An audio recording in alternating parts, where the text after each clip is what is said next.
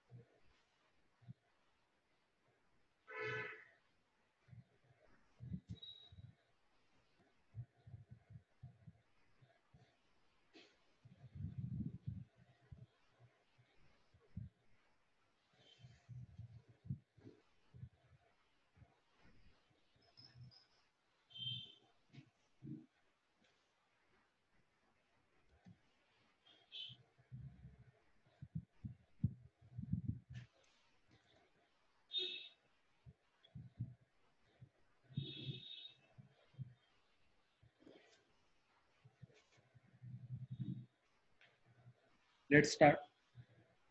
Last lecture, we were started section 2 definition clause.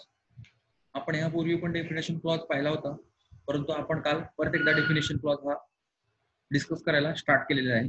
तर काल आपण पाहिलं होतं कोडची डेफिनेशन, त्याच्यानंतर आपण डिक्रीची डेफिनेशन पाहिली होती. डिक्रीची डेफिनेशन तर आपण एक थोडक्यात रिवाइज करू आणि एक शॉर्टली सर्वच डेफिनेशन आपण पाहूया, कारण ह्या डेफिनेशन आहेत. ह्या डेफिनेशन आपण सुरुवातीच्या लेक्चरला पण आपण डिस्कस केलेल्या होत्या. आता आपण एक रिवाइज म्हणून ह्या परत करतोय, परत अभ्यासतोय. ठीक आहे. तर काल आपण स्टार्ट केली होती डिक्रीची डेफिनेशन, तर परत एकदा आपण पाहूया. Decree means decree section 2 clause 2. Decree defined as a formal expression of adjudication. हे एक फॉर्मल एक्सप्रेशन आहे. Formal expression of adjudication expression आहे आणि ते एडज्युडिकेशनचं एक्सप्रेशन आहे. एडज्युडिकेशन निकालाचं एक्सप्रेशन आहे. डिक्री म्हणजे एक एक्सप्रेशन आहे आणि ते एक्सप्रेशन निकालाचं एक्सप्रेशन आहे. As far as regard court expressing it. आणि ते कोण एक्सप्रेस करतं? कोर्ट एक्सप्रेस करते. Conclusively determines. आणि ते कसं असतं? Conclusively determines. तिथं निर्णायकपणे ठरवलं गेलेलं आहे. The rights of the parties. तिथं कन्क्लुझिव्हली निर्णायकपणे पार्टीचे राईट्स हे डिसाईड केलेले आहेत. Regards all or of matter in controversy. आणि ते राईट्स एकतर सर्व राईट्स डिसाईड केले जातील, सर्व राईट्स काय केले जातील? डिटरमाइन केले जातील. किंवा जे जे राईट्स कॉन्ट्रोवर्सीमध्ये आहेत, ज्या राईट संदर्भात कॉन्ट्रोवर्सीज आहे, ज्या राईट संदर्भात एक वाद निर्माण झालेला आहे, कॉन्ट्रोवर्सी निर्माण झालेली आहे, ते राईट्स डिटरमाइन केले जातात डिक्रीमध्ये. ओके. नंतर डिक्री मध्ये येत नाहीयेत, डिक्रीमध्ये ह्या गोष्टी येत नाहीत असं आपण पाहिलं. तर त्या कुठल्या? पहा, any adjudication from which appeal lies. की एक ऍडज्युडिकेशन केलेलं आहे, एक ऑर्डर केलेली आहे आणि त्या ऑर्डरवरती अपील होते, अशी जर ऑर्डर असेल तर त्या ऑर्डरला डिक्री म्हणता येत नाहीये. अपिलेबल ऑर्डर असेल तर त्या अपिलेबल ऑर्डरला काय म्हणता येत नाहीये? डिक्री म्हणता येत नाही. त्याचबरोबर डिसमिस इन डिफॉल्ट जर त्या प्लेंटिफने काही स्टेप्स घेतल्या नाहीयेत तर त्याचा दावा काय होतो, आपण सेक्शन 9 ऑर्डर 9 मध्ये पाहिलं DID होतो, डिसमिस इन डिफॉल्ट. तशीच जर डिसमिस इन डिफॉल्टची जर ऑर्डर झाली असेल तर त्याला डिक्री झाली आहे असं म्हणता येत नाहीये. म्हणजे DID झाला असेल तर त्याला डिक्री म्हणता येणार नाही किंवा ते सूट डिक्रीड झाला असं म्हणता येणार नाही. त्याच्यानंतर आपण पाहिलं इसेन्शियल ऑफ डिक्री. आता डिक्री आहे तर त्या डिक्रीचे इसेन्शियल काय आहेत? Essential element of decree. Adjudication of a court of law may be divided into two class, namely decree and orders. हे जे काय कोर्ट आहे हे कोर्ट ऍड्ज्युडिकेशन करतं, निकाल देतं. तर त्या निकालाचे दोन प्रकार पडतात. फर्स्ट आहे ऑर्डर्स अँड सेकंड डिक्रीज. हे बघा कोर्ट आहे आणि कोर्ट दोन प्रकारचे ऍड्ज्युडिकेशन देते, दोन प्रकारचे निकाल देतं. मग एका निकालामध्ये ते कोर्ट ऑर्डर देईल किंवा डिक्री देईल, डिक्री पास करेल. The term decree defined as section 2 clause 2. 2 मध्ये डिक्रीची डेफिनेशन सांगितलेली आहे. 2 clause 14 defines term order form आणि 2.14 मध्ये 2.2 मध्ये डिक्री आणि 2.14 मध्ये सांगितलेलं आहे term of order. Term order, order म्हणजे काय? आता आपण म्हटलं की एकतर कोर्ट ऑर्डर देतं किंवा एकतर कोर्ट डिक्री देतं. मग आपण डिक्रीची डेफिनेशन सेक्शन 2 क्लॉज 2 मध्ये पाहिली. आता ह्या ऑर्डरची डेफिनेशन सेक्शन 2 क्लॉज 14 मध्ये आहे. As a formal expression of any decision of a civil court which is not a decree. जे कोर्टाने ऑर्डर दिलेलं आहे, ऍड्ज्युडिकेशन दिलेलं आहे, ते ऍड्ज्युडिकेशन ज्या डिक्री नाहीयेत त्याला काय म्हणायचं? ऑर्डर म्हणायचं. 2.2 प्रमाणे सेक्शन 2 क्लॉज 2 मध्ये असेल तर डिक्री होईल, परंतु त्याच्या व्यतिरिक्त ज्या ऑर्डर जे काय ऍड्ज्युडिकेशन दिलं असेल त्या सर्व ऍड्ज्युडिकेशनला काय म्हणलं जाईल? ऑर्डर्स म्हणलं जाईल. त्याच्यानंतर order that a decision of a court may be decree in following 5 essential requirement must be satisfied. आता ते जर डिक्री आहे असं जर आपण कन्सिडर करायचंय, ही ऑर्डरचं रूपांतर डिक्री मध्ये होत असेल तर फॉलोइंग खालील गोष्टी आपण काय करूया, त्या असतील तरच त्याला त्या ऑर्डरला डिक्री म्हणूया. म्हणजे एखादी ऑर्डर जर डिक्री होण्यासाठी ह्या इसेन्शियल कंडिशन्स आहेत, महत्वाच्या गोष्टी आहेत. म्हणजे एखादी ऑर्डर डिक्री होण्यासाठी ह्या फॉलोइंग कंडिशन तिथं असण्या गरजेच्या आहेत. फर्स्ट आहे देअर मस्ट बी ऍड्ज्युडिकेशन. हे पहा, ऑर्डर पास केली आणि ऑर्डरचं रूपांतर डिक्री मध्ये करायचं असेल तर त्या ऑर्डर मध्ये फर्स्ट इसेन्शियल कंडिशन आहे देअर मस्ट बी अन ऍड्ज्युडिकेशन. तिथं निकाल असला पाहिजे. त्या ऑर्डर मध्ये, त्या डिक्री मध्ये काय असलं पाहिजे? निकाल असला पाहिजे, निकाल दिला पाहिजे. हा, judicial determination of a matter in dispute. त्या जजेसने, त्या कोर्टाने तो मॅटर कसा सॉल्व्ह केला पाहिजे? ज्युडिशियल डिटर्मिनेशन ठरवलं पाहिजे. Judicial determination of a matter in dispute, की जो मॅटर इन डिस्प्यूट आहे तो मॅटर इन डिस्प्यूट काय केलं पाहिजे? ज्युडिशियल डिटर्मिनेशन केलं पाहिजे. म्हणजे त्याचा न्यायीय पद्धतीने त्याचं डिटर्मिनेशन केलं पाहिजे. Decision of a administrative or technical matter not a decree. आणि तेच जर डिसिजन जर ऍडमिनिस्ट्रेटिव्ह पद्धतीने केलं असेल किंवा टेक्निकल पद्धतीने केले असेल तर ती डिक्री होणार नाहीये. ओके. त्यानंतर नेक्स्ट आहे and adjudication must have been given in a suit. आणि ते जे काय ऍड्ज्युडिकेशन दिलेलं आहे, तो जो काय निकाल दिलेला आहे, तो निकाल कुठे असला पाहिजे? Must have been given in a suit. त्या सूट मध्ये, त्या दाव्यामध्ये ते ऍड्ज्युडिकेशन दिलं गेलं असलं पाहिजे.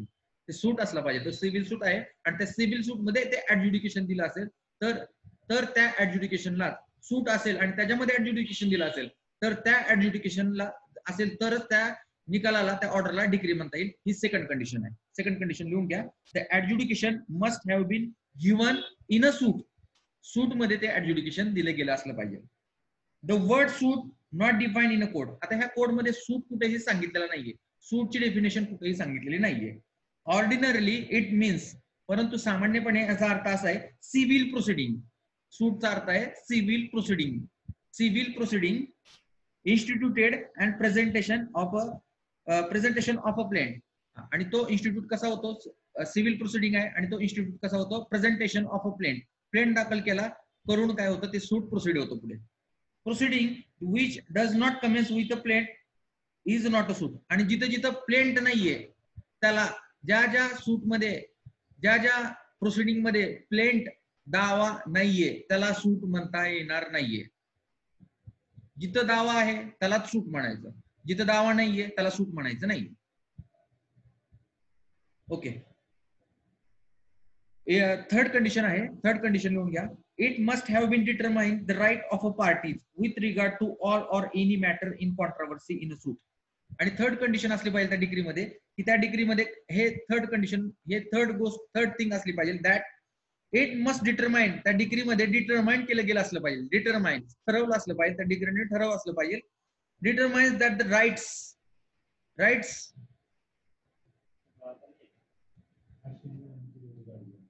नाही एक मिनिट त्यांचं काम आहे तुमच्याकडं, फक्त सर्क्युलर घ्यायची ना. कुठे जाताना तुमच्याकडे सर्क्युलर घेणार आहे, तेव्हा ते म्हणजे याकडे फक्त गाडी येऊन. तरी पण हे तो ओके, सॉरी फॉर डिस्टर्ब. हा, थर्ड इसेन्शियल कंडिशन आपण पाहतो डिग्रीची.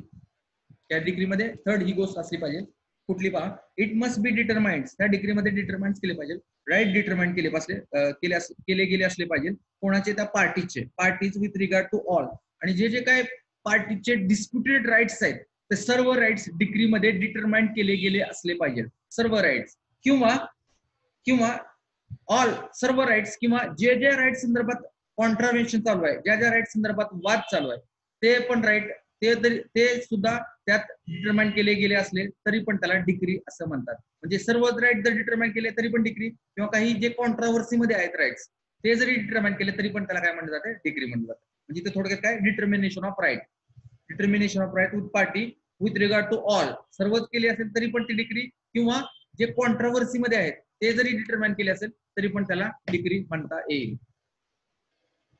नेक्स्ट आहे, आता खाली काही गोष्टी आहेत की ऑर्डर्स आहेत, त्या ऑर्डर्सला डिग्री म्हणता येत नाहीये. पहा, अन ऑर्डर डिरेक्टिंग स्टे ऑफ सूट, एक सूट आहे आणि त्या सूट वरती स्टे आलेला आहे अशी ऑर्डर आहे, stay of a suit,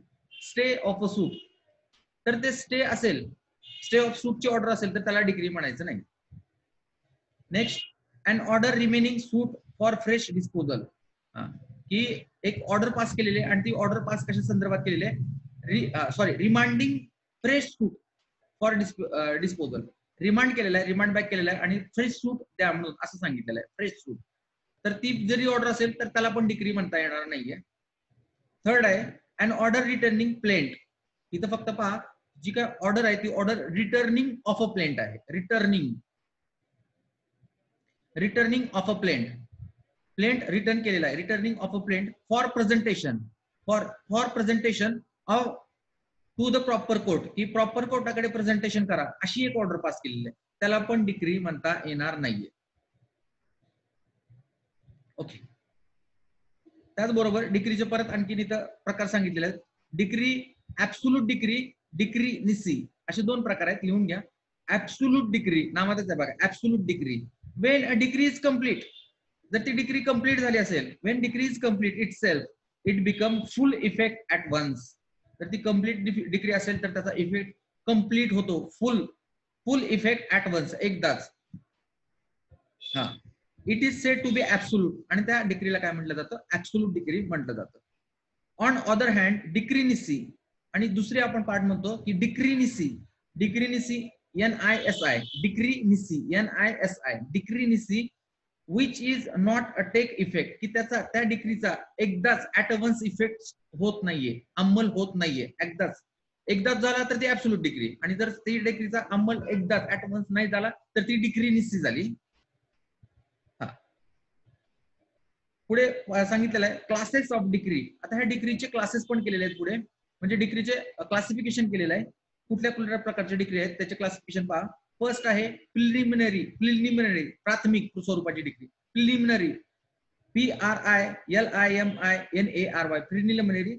second आहे फायनल डिग्री, थर्ड आहे degree which is partly preliminary and partly final.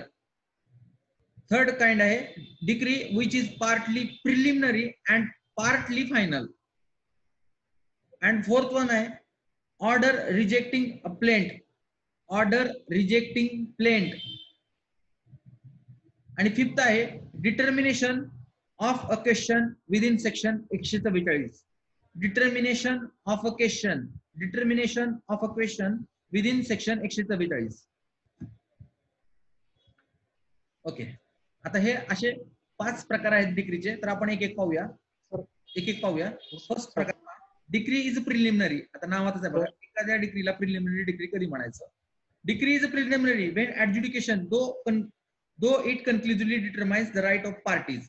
त्या डिक्रीमध्ये कन्क्लुझिव्हली डिटरमाइन्स केलेले आहेत राईट ऑफ पार्टीचे राईट्स काय केलेले आहेत, कन्क्लुझिव्हली डिटरमाइन्स केलेले आहेत with regard to some matter of controversy in suit. की त्या कॉन्ट्रोवर्सी निर्माण झालेल्या, वाद निर्माण झालेल्या कॉन्ट्रोवर्सी मध्ये जे काही राईट्स आहेत ते डिटरमाइन केलेले आहेत त्या डिक्रीमध्ये. Does not complete dispose of suit. परंतु राईट डिटरमाइन केलेले आहेत, परंतु जो सूट आहे तो सूट कम्प्लिटली डिस्पोज ऑफ केलेला नाहीये. त्यास विल्हेवाट लावलेला म्हणजे पूर्णपणे संपलेला नाहीये तो सूट.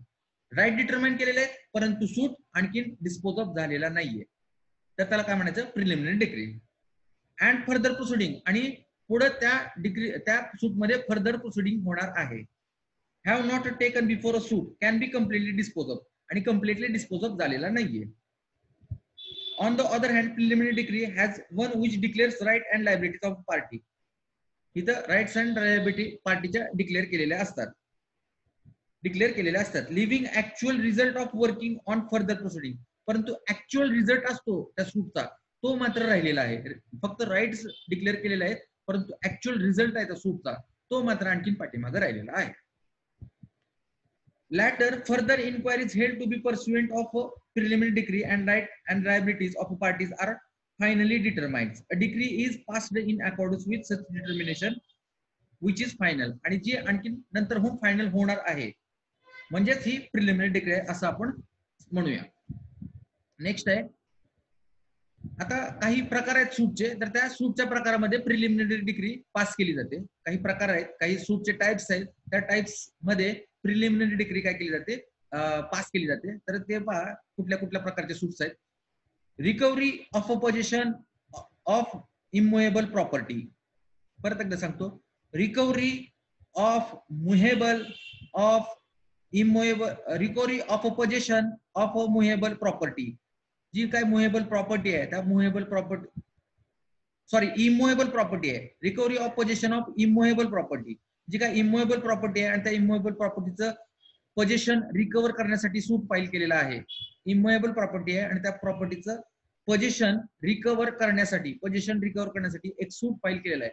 त्या सूट मध्ये काय होतं, प्रिलिमिनरी डिक्री पास केली जाते. त्याबरोबर सेकंड काइंड आहे types of suit. Administration of a estate of a deceased person. एक डिसीज्ड पर्सन झालेला आहे, एक मयत व्यक्ती झालेला आहे आणि त्या मयत व्यक्तीच्या प्रॉपर्टीचं ऍडमिनिस्ट्रेशन करण्यासंदर्भात हा सिव्हिल सूट दाखल आहे. अंडर ऑर्डर 20 रूल 13, ऑर्डर 20-13 प्रमाणे, रूल 13 प्रमाणे हा सूट दाखल केलेला आहे. तर त्या सूट मध्ये पण प्रिलिमिनरी डिक्री पास करू शकतो कोर्ट, प्रिलिमिनरी डिक्री. आणि सूट कशा संदर्भात आहे, administration of a estate of a deceased person. Second आहे, थर्ड आहे प्रिएम्पशन. आपण त्याला म्हणतो मराठीत अग्रहक्क, राईट टू प्रिएम्पशन. त्या संदर्भात आहे ऑर्डर 20 रूल 14, राईट टू प्रिएम्पशन. हे पहा, हा राईट टू प्रिएम्पशन आपण एकदा मागच्या लेक्चरला आपण थोडासा डिस्कस केला होता. तर हा प्रत्येक व्यक्तीला असतो की ज्याची ऍडजस्टंट लँड असते, लगत लँड असते. मग लगत घर असेल किंवा लगत त्याच्या जमीन असेल, फार्म असेल, शेत असेल, तर त्या पर्सनला काय होतं, हा राईट टू प्रिएम्पशन मिळतो. फॉर एक्झाम्पल, मी आहे आणि माझ्या शेजारी एक जमीन आहे किंवा माझ्या गट नंबर मध्येच एक पर्सन आहे आणि त्याची जमीन आहे आणि सपोज त्याला विक्री करायची त्या पर्सनला, तर माझा हा राईट टू प्रिएम्पशन तिथं काय होतो, मी इन्फोर्स करू शकतो. मी त्या पर्सनला सांगू शकतो की तुझी जमीन माझ्या शेजारी आहे किंवा तुझं घर माझ्या शेजारी आहे, सर्वात प्रथम तू मला विचार, आणि मी जर नको म्हटलं तर तू दुसऱ्याला विक्री करू शकतो राईट टू प्रिएम्पशन खाली. आणि सपोज मी जर रेडी आणि विलिंगनेस असेल तर मी काय करू शकतो, ती प्रॉपर्टी मी विकत घेऊ शकतो. असा माझा राईट टू प्रिएम्पशन आहे, प्रत्येकाचाच असतो. तसंच अँसेस्ट्रल प्रॉपर्टी असेल आणि काही ब्रदर्स असतील तर ते ब्रदर्स पण हा राईट टू प्रिएम्पशन काय करू शकतात, क्लेम करू शकतात. आणि मध्यंतरी एकाने विचारली होती आपल्याला क्वेरीज की सपोज त्या पर्सनला जर, सपोज मी आहे आणि मला जर कळलं नाही की हा राईट टू प्रिएम्पशन मला एक्सरसाइज करायचा होता, तर हे बघा, कुठलीही खरेदी खत होत असताना एक पब्लिक नोटीस दिली जाते. बघा, तुम्ही जर आजचा न्यूजपेपर घ्या किंवा पाठीमागची न्यूजपेपर घ्या, तर न्यूजपेपरमध्ये एक नोटीस दिसेल की खरेदीपूर्व जाहीर नोटीस. तर ती जर तुम्ही वाचली नीट तर तुमच्या लक्षात येईल की त्या नोटीस मध्ये असं लिहिलेलं असतं बघा, कोणाचा कसलाही हितसंबंध अधिकार असेल तर तर 7 दिवसाच्या आत, 15 दिवसाच्या आत सो अँड सो ऑफिसवरती सो अँड सो ठिकाणी या आणि क्लेम करा, अन्यथा तिथून नंतर होऊन कोणाची तक्रार आली तर चालणार नाही, अशी जाहीर नोटीस असते. आता तुम्ही पेपर वाचला तर तुम्ही पेपरमध्ये अवश्य वाचा पेपर, आणि ती जेवढं जेवढं तुम्हाला खरेदीपूर्व जाहीर नोटीस आहे तिथे तुम्हाला ही लाईन दिसेल बघा, कोणाचा हितसंबंध, कोणाचा अधिकार असेल तर त्यांनी 7 दिवसाच्या आत, त्यांनी 15 दिवसाच्या आत पत्त्यावरती या आणि तो राईट कळवावा, आणि नंतर होऊन कोणाची कसलीही तक्रार चालणार नाही, अशी एक लाईन असते बघा, ती तुम्ही वाचा आज पेपरमध्ये. तर आपण एक जणांनी प्रश्न विचारला होता बघा तुमच्या स्टुडंट पैकी की नंतर होऊन जर चालेल का, तर नंतर होऊन एकदा का ती खरेदीपूर्व जाहीर नोटीस दिली तर, आणि जर नंतर होऊन खरेदी झाली तर नंतर होऊन कोणाची कसलीही तक्रार चालत नाही. ठीक आहे. नंतर सेकंड पार्ट आहे फायनल डिग्री. आता ही झाली प्रिलिमिनरी डिग्री. तर आता फायनल डिग्री संदर्भात पहा, final degree is one which completely dispose of suit. जी अशी डिग्री असते की त्याच्यामध्ये हा सूट आहे हा कम्प्लिटली डिस्पोज ऑफ झालेला असतो, संपुष्टात आला असतो. डिस्पोज ऑफ पूर्णपणे त्याची प्रोसिडिंग संपलेली असते. Completely dispose of of a suit when nothing further remain to be decided. आणि तिथं नंतर होऊन कुठलीही गोष्ट डिसाइड करायची राहिलेली नसते, अशा प्रकारे डिग्री असेल तर त्या डिग्रीला काय म्हणायचं, फायनल डिग्री. नेक्स्ट आहे थर्ड काइंड आहे डिग्रीचा, degree which is partly preliminary and partly final. आता हे थर्ड प्रकार आहे की ज्या अशा प्रकारामध्ये ती डिग्री पार्टली निम्मी पार्टली प्रिलिमिनरी असते आणि पार्टली फायनल असते. Degree may be partly preliminary and partly final. To take an example to such degree. आता ह्या डिग्रीचं एक उदाहरण घेऊया. In a suit filed by partner against another partner. एक पार्टनरशिप फर्म आहे आणि ह्या पार्टनरशिप फर्म मध्ये एका पार्टनरने दुसऱ्या पार्टनरच्या against dissolution of partnership firm साठी काय केलेलं आहे, सूट फाईल केलेला आहे. Dissolution of partnership firm. Taking partnership account the court may pass preliminary degree. आता इथं कोर्ट काय करेल, प्रिलिमिनरी डिग्री पास करेल, declaring proportionate share of a party. आणि त्या प्रिलिमिनरी डिग्री मध्ये ज्यांचा प्रपोर्शनेट शेअर येईल तो प्रपोर्शनेट शेअर काय होईल, डिटरमाइन केला जाईल, डिक्लेअर केला जाईल प्रपोर्शनेट शेअर त्या पार्टनरचा. त्याचबरोबर declaring properties share of a parties and directing account to be taken. आणि directing account to be taken, आणि अकाउंट कोणाला कसं डायरेक्शन देतील, निर्देश देतील, कोणाला कसं डायरेक्शन देतील की कुठल्या पार्टनरला किती असेट दिली जाईल, कुठल्या पार्टनरला कुठली असेट जाईल, अशी फायनल डिग्री होईल. मग इथे दोन प्रकार होतील, एक तर डिटर्मिनेशन ऑफ शेअर आणि direction of disposing settlement of account. Determination of share, पार्टनरचा किती शेअर आहे आणि कोणाला कशी प्रॉपर्टी ती कशी होईल, डिस्ट्रीब्युशन होईल, डिटर्मिनेशन होईल. म्हणजे दोन्ही डिग्री इथं ह्या डिग्रीमध्ये दिसून येतात, एक तर प्रिलिमिनरी पण आणि फायनल पण. नेक्स्ट आहे ऑर्डर रिजेक्टिंग प्लेंट. आता एक जर ही ऑर्डर पास केली असेल तर त्याला डिग्री म्हणतात. का ही ऑर्डर कुठली आहे, ऑर्डर रिजेक्टिंग प्लेंट. एक प्लेंटिफ आहे आणि प्लेंटिफने सूट फाईल केलेला आहे आणि सूट फाईल करत असताना त्यांनी प्लेंट इन्स्टिट्यूट केलेला आहे, परंतु तो प्लेंट आहे तो प्लेंट काय झालेला आहे, प्लेंट काय झालेला आहे, रिजेक्ट झालेला आहे. रिजेक्ट झाला असेल तर वेन प्लेंट इज रिजेक्टेड, हा जो प्लेंट आहे, हा जो दावा आहे तो काय झालेला आहे, रिजेक्ट झालेला आहे. In order to rejecting it an order. आणि ते जी रिजेक्टिंग केलेली एक ऑर्डर आहे, रिजेक्ट केलेली एक ऑर्डर आहे, बट अ डिग्री, परंतु ती जी काय रिजेक्टिंग केलेली ऑर्डर आहे ती ऑर्डर नसून ती डिग्री आहे, कारण ती ऑर्डर कशी आहे, रिजेक्टिंग प्लेंट आहे. सच अँड अपिलेबल, आणि ती ऑर्डर आहे कशी, अपिलेबल आहे, मग त्याच्या अगेन्स्ट तो प्लेंटिफ काय करू शकतो, हायर कोर्टामध्ये अपील करू शकतो, अपिलेबल आहे. It must be noted that there is no decree where rejection of a plaint but under civil procedure code. इथं ही जी जरी ऑर्डर असेल, आपण म्हणतो ऑर्डर आहे ती डिग्री कशी म्हणता येईल, परंतु ही ऑर्डर जरी असली तरी ती डिग्री आहे, कारण ती ऑर्डर कशी आहे, रिजेक्टिंग ऑफ अ प्लेंट आहे. नेक्स्ट काइंड ऑफ डिग्री आहे determination of a question under section 144. Determination of a question. एक क्वेश्चन आहे एक प्रश्न आहे, एक इश्यू आहे आणि तो इश्यू काय केलेला आहे, डिटर्मिनेशन केलेला आहे, त्याचा निकाल लावलेला आहे. एक क्वेश्चन आहे सूट मध्ये, इश्यू आहे आणि त्या इश्यूला काय केलेलं आहे, डिटर्मिनेशन केलेलं आहे, तो त्याचा निवाडा केलेला आहे, त्याचं डिटर्मिनेशन केलेलं आहे. आणि त्याचं सेक्शन कुठला ऍप्लिकेबल आहे, सेक्शन 142, सेक्शन 142, सेक्शन 144. सेक्शन 142 प्रमाणे एक क्वेश्चन अरेज झालेला आहे सूट मध्ये, आणि सूट मध्ये तो जर क्वेश्चन डिटर्मिनेशन केला, तिथं जर तो सॉल्व्ह केला असेल, तर ती सॉल्व्ह केलेली जी काय ऑर्डर आहे त्या ऑर्डरला काय म्हणायचं, डिक्री म्हणायचं. इथं पहा, an application for restitution can be filed. एक restitutionचं application परत मिळवण्यासाठी हे application केलेलं आहे 144 प्रमाणे, section 144 of CPC. when court determines, आणि मग कोर्टाने तो सेक्शन 144 प्रमाणे जे काय ऍप्लिकेशन केलेलं आहे ते ऍप्लिकेशन जर डिटरमाइन्स केलं असेल तर, any question on such application, तर त्या ऍप्लिकेशन वरती the same is deemed to be decree, तर त्याला काय म्हटलं जाईल, डिक्री असं समजण्यात येईल, डीम टू बी डिक्री.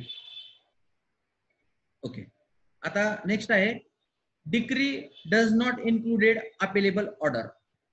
आता मगाशी सांगितल्याप्रमाणे ज्या ज्या काय अपिलेबल ऑर्डर्स असतात त्या अपिलेबल ऑर्डर्स डिक्री म्हणून कन्सिडर करता येणार नाही. Appealable orders, there are certain which are appealable, काही अपिलेबल ऑर्डर्स आहेत की त्या अपिलेबल ऑर्डर डिक्री म्हणता येणार नाही.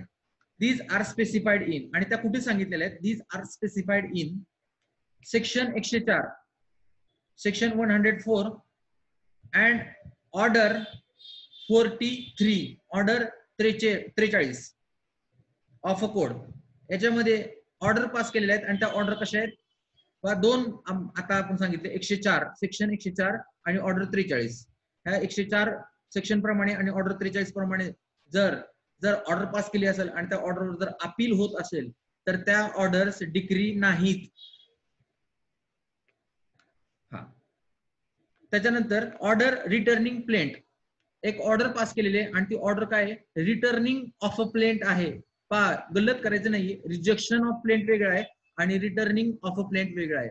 रिजेक्शन ऑफ प्लेंट असेल तर ती डिक्री आहे, रिजेक्शन केला असेल तर ते ऑर्डरवरती ती ऑर्डर डिक्री आहे. परंतु ती जी काय सूट आहे, तो जो काय प्लेंट आहे, तो प्लेंट फक्त आणि फक्त रिटर्न केलेला आहे तर ती डिक्री नाहीये. Next, x party decree. X party decree, आता एक्स पार्टी नावातच आहे बघा, एकतर्फा म्हणजे काय झालेलं आहे, इथं समन सर्व झालेलं आहे डिफेंडंटला, परंतु समन सर्व होऊन पण हा डिफेंडंट आलेला नाहीये, म्हणून इथं प्लेंटिफने काय केलेलं आहे, फर्दर प्रोसीड केलेलं आहे. मग प्रत्येक वेळेस प्लेंटिफचाच काय होतोय, एव्हिडन्स रेकॉर्ड केला जातो, प्लेंटिफच म्हणणं ऐकून घेतलं जातं आणि कोर्ट पण काय करतं, एक्स पार्टी डिक्री पास करतं त्या डिफेंडंटच्या अगेन्स्ट, की त्याला समन सर्व होऊन पण तो हजर झाला नाही. मग ती जी काय डिक्री आहे ती डिक्री पण काय आहे, एक्स पार्टी डिक्री असं त्याला नाव दिलं जाईल, x party decree. Here we completed all the types, conditions regarding the decree. Then next heading है, next definition है, decree holder. Section 2, clause 3. Decree holder म्हणजे कोण, साहजिकच आहे, ज्याच्या फेवर मध्ये ही डिक्री पास झालेली आहे तो decree holder. Decree holder means any person in whose favor decree has been made, ज्याच्या फेवर मध्ये डिक्री मेड केलेली आहे, पास केलेली आहे, तो पर्सन म्हणजे decree holder. Next 2-4 section 2-4 name district जिल्हा. District means local limits of a jurisdiction. डिस्ट्रिक्टचा अर्थ आहे local limits of a jurisdiction, त्या डिस्ट्रिक्टचं local jurisdiction. For example Pune घ्या, पुण्याचं डिस्ट्रिक्ट कोर्ट घ्या, ते जर उदाहरण धरलं तर पहा की मीन्स लोकल लिमिट्स, त्या पुणे जिल्ह्याचं local limits of a jurisdiction, त्याचं न्यायिक क्षेत्र of a principal civil court, आणि त्याचं एक प्रिन्सिपल सिव्हिल कोर्ट असेल, त्या जिल्ह्याचं एक प्रिन्सिपल सिव्हिल कोर्ट असेल, principal civil court of original jurisdiction, आणि त्या प्रिन्सिपल कोर्टाला ओरिजिनल ज्युरिस्डिक्शन असेल, also referred as a district court, आणि त्याचबरोबर त्याला डिस्ट्रिक्ट कोर्ट पण रेफर करता येईल, डिस्ट्रिक्ट कोर्ट पण म्हणता येईल. डिस्ट्रिक्ट कोर्ट जिल्हा न्यायालय, जिल्हा न्यायालय. इट इन्क्लुड्स लोकल लिमिट, आणि ह्या जिल्हा न्यायालयामध्ये काय काय इन्क्लूड आहेत, लोकल लिमिट्स इन्क्लूड आहेत, local limits of ordinary original civil jurisdiction of a high court. आणि ह्या त्या सर्व काय काय इन्क्लूड होते, ओरिजिनल सिव्हिल ज्युरिस्डिक्शन, त्या जिल्हा न्यायालयामध्ये original civil jurisdiction of high court, त्या हायकोर्टाला ते कुठलं ज्युरिडिक्शन लागू आहे तर ते सर्व त्या जिल्ह्याचं ते सर्व ज्युरिडिक्शन त्या डिस्ट्रिक्ट मध्ये इन्क्लूड होतं. असं डिस्ट्रिक्टची डेफिनेशन सांगितलेली आहे सेक्शन 2.4 मध्ये. नेक्स्ट आहे 2.5, सेक्शन 2.5 फॉरेन कोर्ट, नावातच आहे बघा, फॉरेन कोर्ट. कोण आहे हे, कोर्ट आहे आणि कसं आहे, फॉरेन आहे, परकी आहे, foreign. Foreign court means court situated outside India, आणि ते कुठे सिच्युएटेड आहे, आउटसाइड इंडिया सिच्युएटेड आहे. नॉट इस्टॅब्लिश्ड ऑर कंटिन्यूड, आणि ते इस्टॅब्लिश झालेलं नाही किंवा कंटिन्यूड पण झालेलं नाही by authority of a central government, की जे सेंट्रल गव्हर्नमेंटच्या थ्रू इस्टॅब्लिश पण झालेलं नाही आणि कंटिन्यूड पण झालेलं नाही, आणि ते कुठं आहे, सिच्युएटेड कुठं आहे, आउटसाइड इंडिया, तर त्याला काय म्हणायचं, foreign court. Then foreign judgment. आता फॉरेन जजमेंट, त्या फॉरेन कोर्टाने जे निकाल जजमेंट दिला, पास केला असेल, त्याला काय म्हणायचं, foreign judgment. Section 2.6, section 2.6 foreign judgment means, foreign judgment means judgment of a foreign court, judgment of a foreign court, त्या फॉरेन कोर्टाचं जजमेंट. नेक्स्ट आहे, next definition, government pleader, government pleader. Section 2 clause 7, section 2 clause 7 government pleader, नावातच आहे बघा, government सरकारी, pleader बाजू मांडणारा, plead करणारा. Okay. It is defined include officer, की याच्यामध्ये ह्या गव्हर्नमेंट प्लीडर मध्ये कोण कोण येतं, इन्क्लूड एनी ऑफिसर, कुठलेही ऑफिसर येतात, appointed by state government, state गव्हर्नमेंटने ते अपॉइंट केलेले, appointed by state government to perform all, आणि त्यांनी परफॉर्म करतात all or any function expressly imposed by civil procedure code. आणि ते काय करतायत, जे जे काय सिव्हिल प्रोसिजर कोडने त्यांना एक्सप्रेसली फंक्शन्स इम्पोज केलेले आहेत, ते सर्व फंक्शन्स काय करतात, हे गव्हर्नमेंट प्लीडर परफॉर्म करतात. and also any pleader acting direction of a government pleader, किंवा गव्हर्नमेंट प्लीडरच्या डायरेक्शनच्या अंडर जे जे काय अनदर काही प्लीडर आहेत, गव्हर्नमेंट प्लीडरच्या अंडर डायरेक्शन नुसार अनदर कुठले आणखी प्लीडर काम करत असतील तर ते पण काय ह्या व्याख्येमध्ये येतात, गव्हर्नमेंट प्लीडर, ह्या संज्ञेमध्ये येतात ते पण गव्हर्नमेंट प्लीडर. देन नेक्स्ट आहे हायकोर्ट.